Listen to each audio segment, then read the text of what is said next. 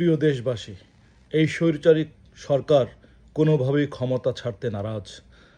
যদি দেশকে ভালোবাসতো, দেশের মানুষকে ভালোবাসতো, তাহলে 40-50টা ছাত্র যখন মারা গিয়েছিল তখনই ক্ষমতা ছেড়ে দিত, পদত্যাগ করতো। কিন্তু ক্ষমতা এমনভাবে আঁকড়ে ধরে থাকতে চায়, যতদিন বেঁচে আছে সেই ক্ষমতায় থাকবে।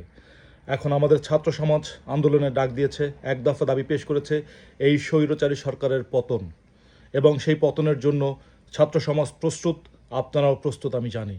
কিন্তু তার পালিত কুত্তা বাহিনী আছে যারা অস্ত্র নিয়ে রাস্তায় নামবে, আপনাদেরকে হত্যা করবে নির্দ্বিধায়। একটা জিনিস মনে রাখবেন, আপনারা যদি হেরে যান, ঘরে ফিরে যান, ওরা ঘরে গিয়ে খুঁজে খুঁজে আপনাদের হত্যা করবে। সুতরাং যতক্ষণ পর্যন্ত দেহে প্রাণ আছে, যতক্ষণ পর্যন্ত এই স্বৈরাচারী পদত্যাগ না করে, ততক্ষণ পর্যন্ত আপনাদের রাস্তায় থাকতে হবে, আন্দোলন চালিয়ে যেতে হবে। আর একটা জিনিস, সরকারি বাহিনী যারা আছে তারা পোশাক পরে রাস্তায় আসবে।